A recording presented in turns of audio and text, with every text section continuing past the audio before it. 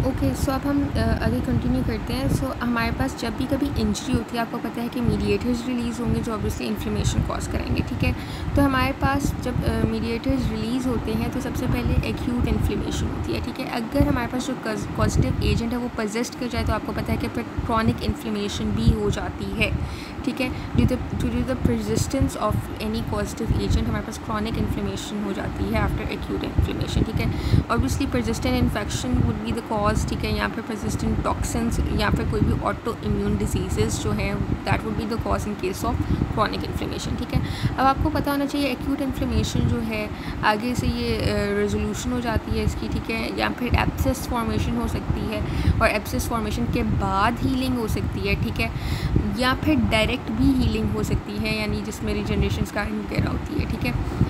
Acute inflammation में हमने देखा कि रेजोल्यूशन हो सकती है, एब्सेस फॉर्मेशन हो सकती है जो कि हीलिंग कॉज करा सकती है, और हीलिंग उसके बाद डायरेक्टली भी हो सकती है, ठीक है।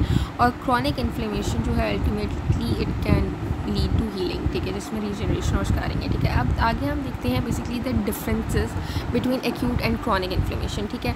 तो सबसे पहले आपको पता होना चाहिए एक्यूट जो है इसकी शॉर्ट ड्यूरेशन ऑफ एक्शन होती है from few hours to few days, ठीक है, जबकि जो क्रॉनिक इन्फ्लेमेशन है it has a long duration of action from weeks to months, ठीक है। ऑनसेट जो है एक्यूट का दैट इज़ सडन ऑनसेट, ठीक है, सडन ऑनसेट होता है, आपने याद रखना है, ठीक है। जबकि जो आपका क्रॉनिक इन्फ्लेमेशन है it has an insidious onset, यानी थोड़ा इसका डैमेजिंग डिजास्टर्स टाइप का जो है वो ऑनसेट होता है। जो सेल्स मेनली इन्वॉल्व हैं एक्यूट इन्फ्लेमेशन में that are neutrophils and macrophages, जबकि क्रॉनिक इन्फ्लेमेशन में आपके पास जो है मैक्रोफेजेस यहाँ पे भी होते हैं, लेकिन यहाँ पे इसके अलावा lymphocytes, plasma cells and fibroblast भी आपको दिखाई देंगे, ठीक है।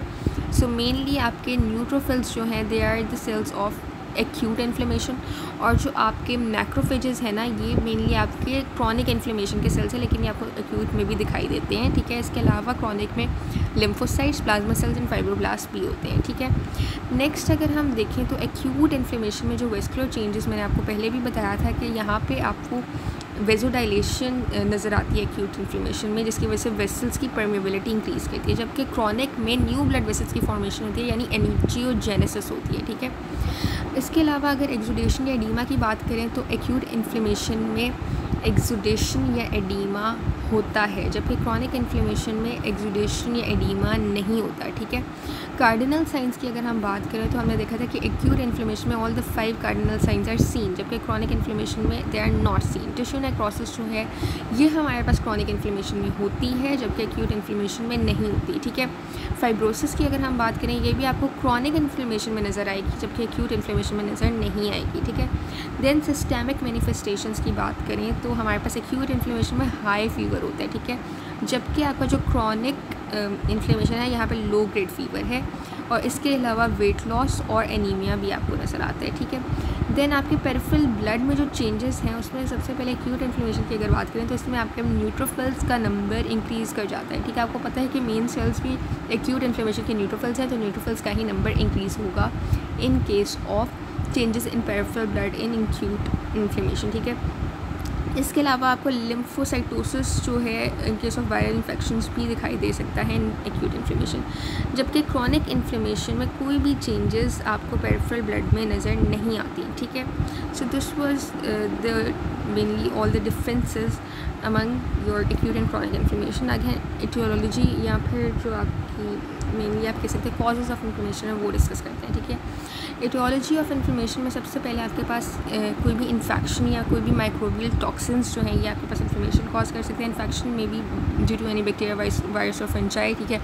और माइक्रोबियल जो टॉक्सिन्स हैं ये बेसिकली क्या करते हैं, आपके जो स्पेशलाइज्ड रिसेप्टर्स हैं वो बेसिकली आपके इन माइक्रोबियल टॉक्सिन्स को सेंस करेंगे, ठीक है। और ये आपके स्पेशलाइज्ड रिसेप्टर्स प्रेजेंट होते हैं इन योर सेल्स सरफेस, ठीक है, और उसके अलावा सेल्स के साइटोप्लाज्म में प्रेजेंट होते हैं, ठीक है।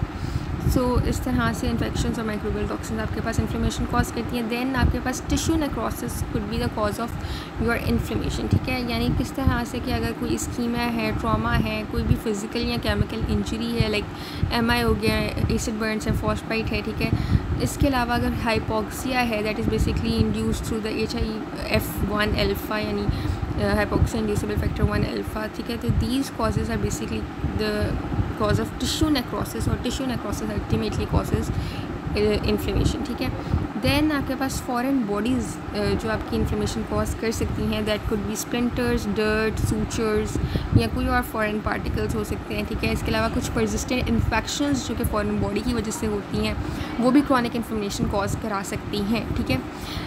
परसिस्टेंट इन्फेक्शंस की एग्जांपल में उन्होंने ब्रोंकाइटिस कहा हुआ, alcohol, hepatitis, silicosis, asbestosis and atherosclerosis लिखा हुआ है, ठीक है। देन आपके पास इम्यून या हाइपर सेंसिटिविटी रिएक्शंस होती हैं